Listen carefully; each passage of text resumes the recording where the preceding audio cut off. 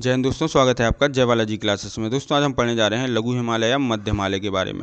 तो दोस्तों आइए सबसे पहले बात करते हैं हम दोस्तों कि जो हमारा हिमालय है यह पश्चिम से शुरू होता है और दोस्तों पश्चिम में ये चौड़ा होता है, लेकिन दोस्तों पूर्व में ये दबाव बल के कारण कैसा होता जाता है, तो कैसा होता जाता है, सकरा होता जाता है और दबाव बल के कारण ही यह ऊपर उठता जाता है।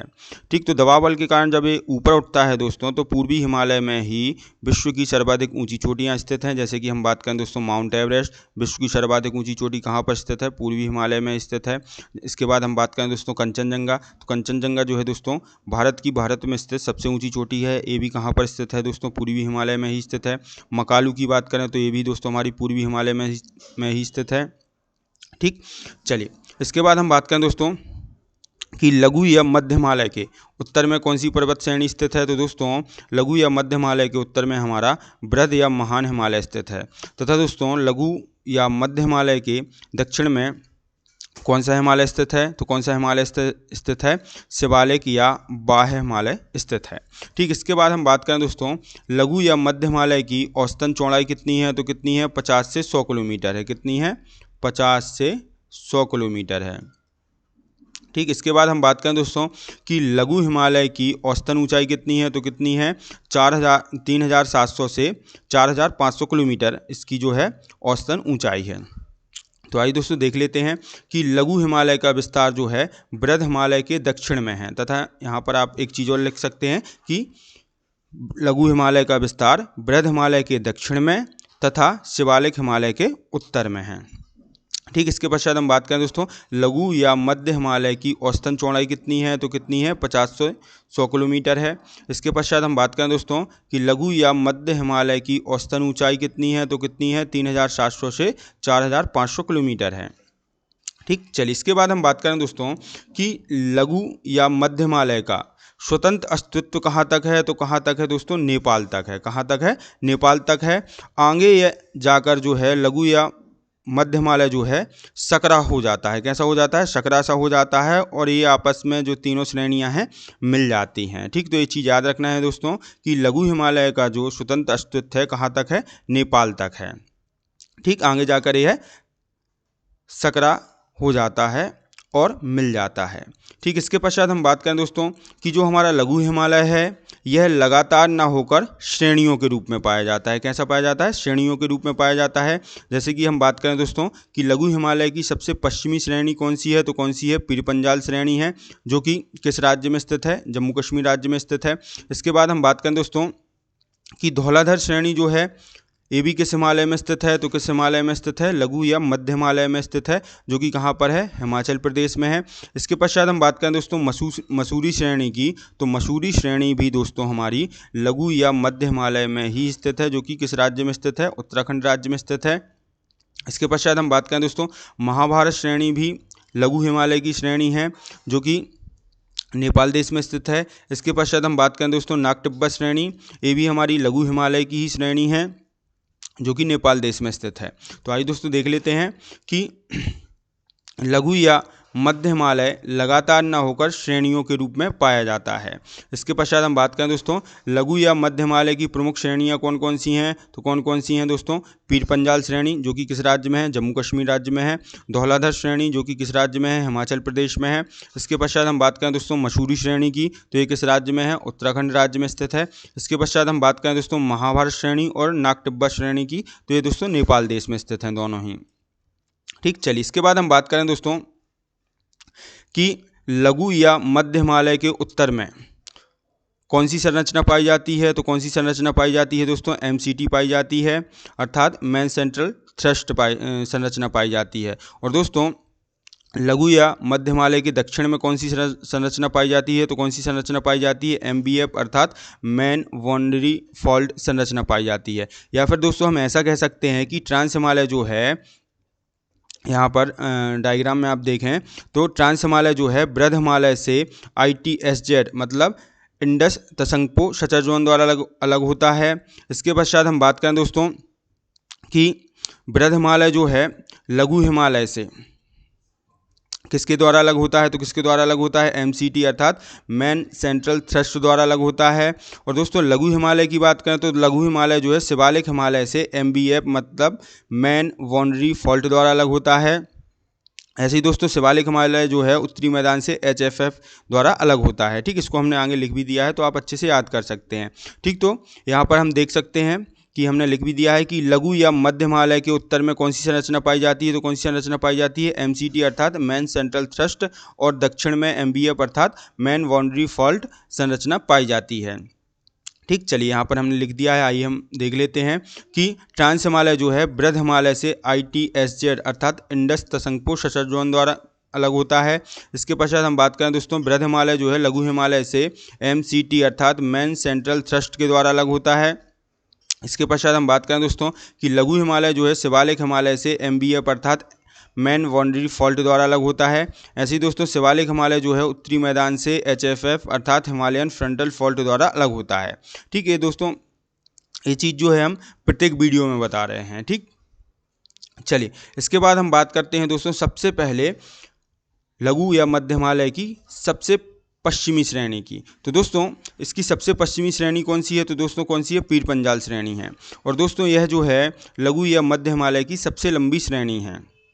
ठीक है, ये चीज़ याद रखना कि पीर पंजाल श्रेणी जो है दोस्तों लघु या मध्य हिमालय की सबसे लंबी श्रेणी है। ठीक, चलिए तो आइए दोस्तों देख लेते हैं पीर पंजाल श्रेणी के बारे में। तो दोस्तों सबसे पहले हम बात करें दोस्तों पीर पंजाल श्रेणी कहाँ पर स्थित है, किस राज्य में स्थित है? तो किस राज्य में है? जम्मू कश्मीर में है। ठीक, चलिए इसके पश्चात हम बात करें दोस्तों कि यहाँ पर आप एक घाटी देख रहे हैं। ये कौन सी घाटी है दोस्तों? कश्मीर घाटी है। तो दोस्तों कश्मीर घाटी कहाँ पर स्थित है? तो दोस्तों कश्मीर घाटी जो है महान हिमालय और मध्य हिमालय के बीच में स्थित है। ठीक, तो कहाँ पर स्थित है? महान हिमालय और मध्य हिमालय के बीच में स्थित है। और दोस्तों क्वेश्चन इसमें दो प्रकार से बन सकते हैं। क्वेश्चन आएगा कश्मीर घाटी स्थित है महान हिमालय मध्य हिमालय के बीच में, महान हिमालय शिवालिक हिमालय के बीच में। तो कहाँ पर स्थित है? महान हिमालय और मध्य हिमालय के बीच में। यदि दोस्तों क्वेश्चन ऐसा आता है कि कश्मीर घाटी स्थित है महान हिमालय और पीर पंजाल श्रेणी के बीच, महान हिमालय और मसूरी श्रेणी के बीच, महान हिमालय और धौलाधर श्रेणी के बीच, तो इस स्थिति में आंसर क्या होगा हमारा? तो दोस्तों इस स्थिति में हमारा आंसर होगा महान हिमालय और पीर पंजाल श्रेणी के बीच। ठीक, तो दोस्तों ये जो हमारी कश्मीर घाटी है यह कहाँ पर स्थित है? तो कहाँ पर स्थित है दोस्तों? महान हिमालय और पीर पंजाल श्रेणी के बीच में। ठीक, चलिए इसके बाद हम बात करें दोस्तों कि श्रीनगर जो है वह कहाँ स्थित है? तो दोस्तों श्रीनगर भी हमारा कश्मीर घाटी में ही स्थित है। ठीक, इसके पश्चात हम बात करें दोस्तों डल झील जो है यह भी कश्मीर घाटी में ही स्थित है। इसके पश्चात दोस्तों हम बात यहाँ पर दोस्तों एक चीज़ और देख लेते हैं कि श्रीनगर जो है यह डल झील के किनारे ही स्थित है। ठीक, एक क्वेश्चन भी बनता है कि श्रीनगर किस झील के किनारे स्थित है? तो किस झील के किनारे स्थित है? डल झील के किनारे स्थित है। ठीक है, इसके पश्चात हम बुलर झील की बात करें तो दोस्तों बुलर झील जो है यह भी कश्मीर घाटी में ही स्थित है। और दोस्तों इसकी एक खूबी और है कि बुलर झील जो है यह भारत की सबसे बड़ी मीठे पानी की झील है। ठीक, इसके पश्चात हम बात करें दोस्तों करेबा की। तो दोस्तों करेबा क्या है? तो दोस्तों कश्मीर घाटी में हिमोड निक्षेप द्वारा निर्मित संरचना को क्या कहा जाता है? तो क्या कहा जाता है? करेबा कहा जाता है। और दोस्तों ये करेबा जो हैं ये केसर की खेती के लिए अधिक प्रसिद्ध हैं। ठीक, तो करेबा कहाँ पर पाए जाते हैं? तो दोस्तों कहाँ पर पाए जाते हैं? कश्मीर घाटी में पाए जाते हैं। ठीक है, चलिए इसके पश्चात हम बात करें दोस्तों पीर पंजाल श्रेणी में ही जम्मू कश्मीर राज्य में कौन सा दर्रा स्थित है? तो कौन सा दर्रा स्थित है? बनिहाल दर्रा स्थित है। ठीक है, तो बनिहाल दर्रा दोस्तों किस श्रेणी में स्थित है? तो किस श्रेणी में स्थित है? पीर पंजाल श्रेणी में स्थित है। ये आप देख रहे हैं, ये हमारा दोस्तों बनिहाल दर्रा है। और दोस्तों इसी बनिहाल दर्रे में ही हमारी जवाहर सुरंग बनाई गई है जो कि भारत की दूसरी सबसे लंबी सड़क सुरंग है। और दोस्तों इसी पीर पंजाल श्रेणी में ही हमारी चेनानी नासरी सुरंग स्थित है जो कि भारत की सबसे लंबी सड़क सुरंग है। और दोस्तों चेनानी नासरी सुरंग का एक नाम और है, तो दोस्तों इसका एक और नाम क्या है? पत्नी टॉप। क्या है? पत्नी टॉप। तो दोस्तों चेनानी नासरी सुरंग को ही पत्नी टॉप नाम से जाना जाता है। ठीक है, ये दोनों सुरंग दोस्तों हमारी नेशनल हाईवे 44 पर स्थित हैं। किस हाईवे पर स्थित हैं? तो नेशनल हाईवे 44 पर स्थित हैं। दोस्तों इस नेशनल हाईवे का पूर्व में नाम NH-1A था। ठीक है, तो दोस्तों जवाहर सुरंग और चेनानी नासरी सुरंग जो है हमारी नेशनल हाईवे 44 पर स्थित हैं। दोस्तों नेशनल हाईवे 44 का पूर्व नाम क्या था? NH-1A था। ठीक है, ये आ गया दोस्तों समझ में।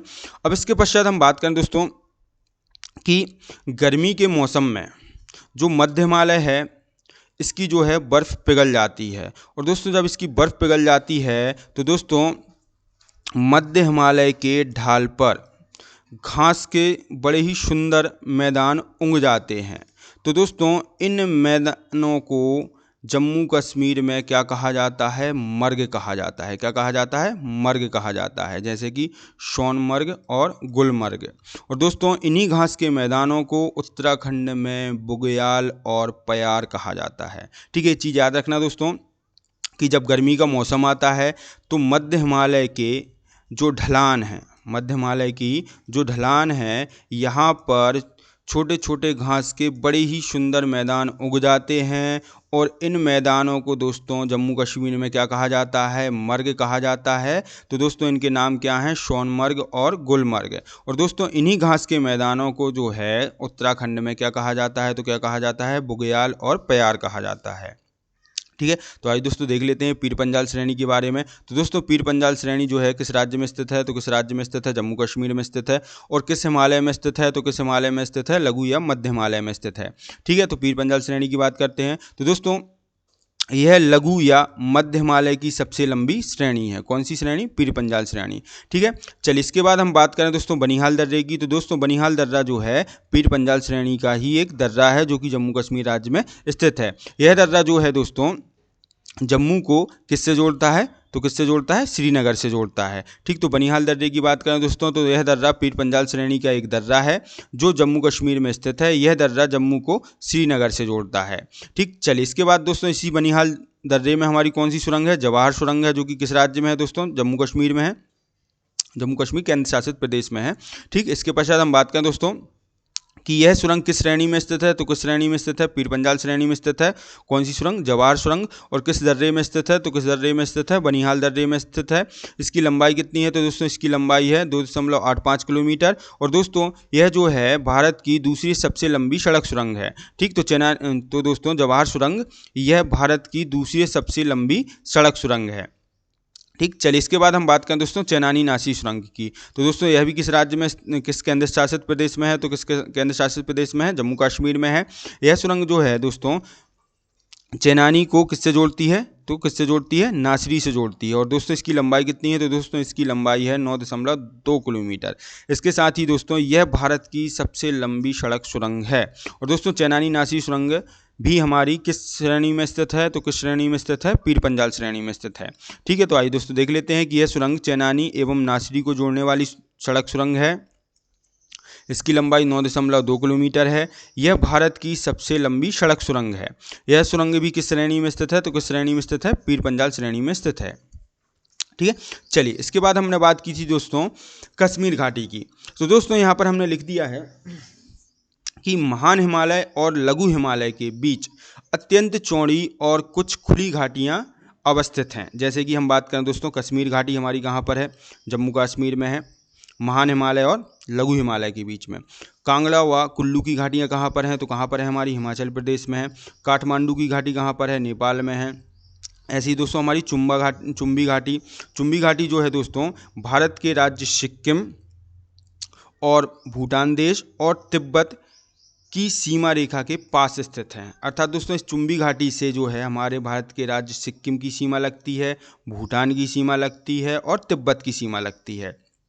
ठीक, तो आइए दोस्तों देख लेते हैं कि महान और लघु हिमालय के बीच अत्यंत चौड़ी और कुछ खुली घाटियाँ अवस्थित हैं। जैसे कि बात करें कश्मीर घाटी, कांगड़ा व कुल्लू की घाटियाँ, काठमांडू घाटी और चुम्बी घाटी। तो दोस्तों ये हमारी अभी पीर पंजाल श्रेणी ही चल रही है, जिसके अंतर्गत हम कश्मीर घाटी को पढ़ने वाले हैं।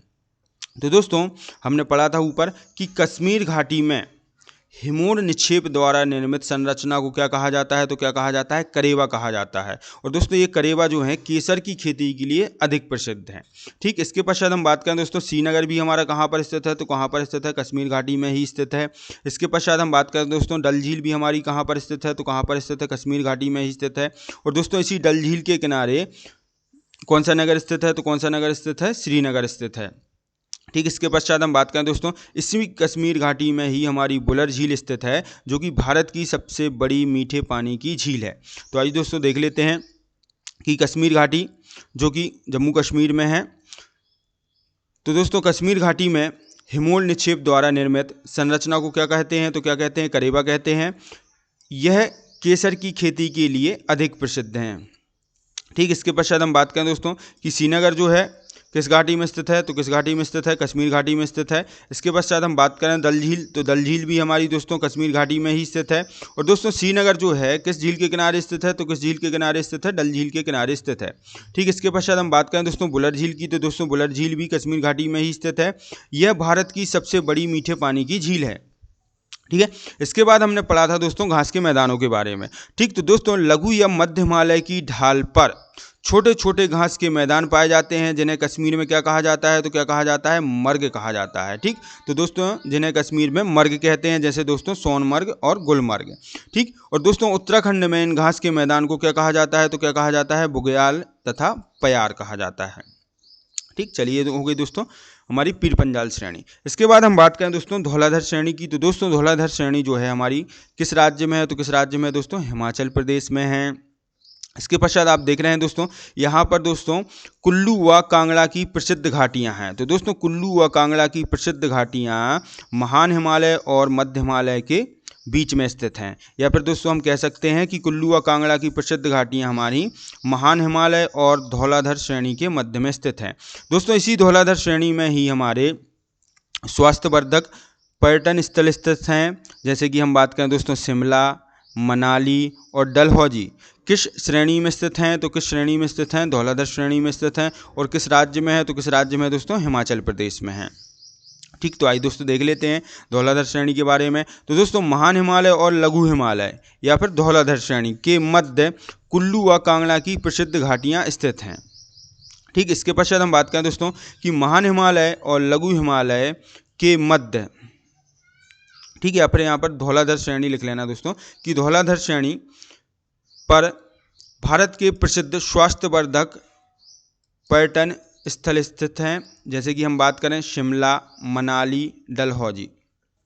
ठीक, तो दोस्तों भारत के प्रसिद्ध स्वास्थ्यवर्धक पर्यटन स्थल जैसे कि शिमला, मनाली और डलहौजी किस श्रेणी में स्थित हैं, तो किस श्रेणी में स्थित हैं, धौलाधर श्रेणी में स्थित हैं। ठीक है, ये चीज़ याद रखना। चलिए इसके पश्चात हम बात करें दोस्तों मसूरी श्रेणी की। तो मसूरी श्रेणी दोस्तों कहाँ पर स्थित है, तो कहाँ पर स्थित है, उत्तराखंड राज्य में स्थित है। ठीक, इसके पश्चात हम बात करें दोस्तों कि महान हिमालय और मसूरी श्रेणी के मध्य हमारी कौन सी घाटी स्थित है, तो कौन सी घाटी स्थित है दोस्तों, फूलों की घाटी स्थित है। इसी को दोस्तों यू आकार की घाटी भी कहते हैं। तो दोस्तों इस फूलों की घाटी में कौन से फूल पाए जाते हैं, तो कौन से फूल पाए जाते हैं, अल्पाइन फूल पाए जाते हैं, इसलिए दोस्तों इसे अल्पाइन फूलों की घाटी भी कहा जाता है। ठीक, चलिए इसके बाद हम बात करें दोस्तों कि इसी मसूरी श्रेणी में ही हमारे भारत के प्रसिद्ध पर्वतीय या स्वास्थ्यवर्धक स्थल स्थित हैं, जैसे कि हम बात करें दोस्तों मसूरी, रानीखेत, नैनीताल और बिंडसर। ये पर्वतीय या स्वास्थ्यवर्धक स्थल हैं जो कि किस श्रेणी में हैं, मसूरी श्रेणी में स्थित हैं। किस राज्य में है, तो किस राज्य में है, उत्तराखंड राज्य में है। इसके साथ साथ दोस्तों मसूरी श्रेणी में ही भारत के कुछ धार्मिक स्थल स्थित हैं, जैसे कि हम बात करें दोस्तों केदारनाथ, बद्रीनाथ और ऋषिकेश किस श्रेणी में स्थित हैं, तो किस श्रेणी में स्थित हैं, मसूरी श्रेणी में ही स्थित हैं। तो आइए दोस्तों देख लेते हैं मसूरी श्रेणी के बारे में। तो दोस्तों महान हिमालय और लघु हिमालय या फिर मसूरी श्रेणी के मध्य फूलों की घाटी या फिर उसी को कहा जाता है यू आकार की घाटी स्थित है। यह घाटी दोस्तों अल्पाइन फूलों की घाटी है। कौन सी फूलों की घाटी है, अल्पाइन फूलों की घाटी है, जिससे क्या कहा जाता है दोस्तों, फूलों का स्वर्ग कहा जाता है। क्या कहा जाता है, फूलों का स्वर्ग कहा जाता है। और दोस्तों यह जो है विश्व के सुंदरतम पर्यटन स्थलों में से एक है। और साथ ही साथ दोस्तों इसको यूनेस्को ने वर्ष 2005 में विश्व विरासत स्थल घोषित किया है। ठीक, तो यहाँ पर हमने लिख भी दिया है कि यूनेस्को ने वर्ष 2005 में फूलों की घाटी को विश्व विरासत घोषित किया। ठीक, इसके पश्चात हम बात करें दोस्तों कि महान हिमालय और लघु हिमालय या फिर मसूरी श्रेणी के मध्य भारत के प्रसिद्ध स्वास्थ्यवर्धक पर्यटन स्थल जैसे कि मसूरी, रानीखेत, नैनीताल, बिंडसर व धार्मिक स्थल की बात करें तो केदारनाथ, बद्रीनाथ, ऋषिकेश स्थित हैं। ठीक, इसके पश्चात हम बात करें दोस्तों लघु हिमालय या मध्य हिमालय की ढाल पर छोटे छोटे घास के मैदान पाए जाते हैं। ठीक है, छोटे छोटे क्या पाए जाते हैं? घास के मैदान पाए जाते हैं। तो दोस्तों उत्तराखंड में इन घास के मैदानों को क्या कहा जाता है? तो क्या कहा जाता है? बुग्याल तथा प्यार कहा जाता है। तथा इन्हीं घास के मैदानों को दोस्तों जम्मू कश्मीर में क्या कहा जाता है? तो क्या कहा जाता है? मर्ग कहा जाता है, जैसे कि सोनमर्ग और गुलमर्ग। ठीक, चलिए इसके बाद हम बात करें दोस्तों महान हिमालय और मध्य हिमालय के मध्य एक हमारी कश्मीर घाटी स्थित है, जो कि किस देश में स्थित है? नेपाल देश में स्थित है। इसके पश्चात हम चुंबी घाटी की बात करें तो दोस्तों चुंबी घाटी से हमारे भारत के सिक्किम राज्य, भूटान देश और तिब्बत की सीमा लगती है। ठीक, या इस घाटी में इन तीनों देशों की क्या है? सीमा पाई जाती है। ठीक, तो आइए दोस्तों देख लेते हैं कि लघु और महान हिमालय के बीच काठमांडू की घाटी तथा चुंबी घाटी स्थित है। चुंबी घाटी उस स्थान पर स्थित है जहां पर भारत के सिक्किम राज्य, भूटान और तिब्बत तीनों की सीमाएं मिलती हैं।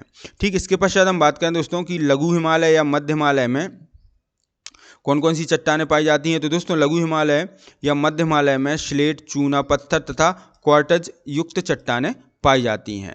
ठीक, तो दोस्तों ये हो गया हमारा लघु या मध्य हिमालय। इसके बाद जो है हम शिवालिक हिमालय के बारे में नेक्स्ट वीडियो में पढ़ेंगे। तो दोस्तों यदि आपको हमारे पढ़ाने का तरीका अच्छा लगता है तो हमारे चैनल को सब्सक्राइब करें, शेयर करें और हमारे वीडियो पर लाइक और कमेंट करना ना भूलें।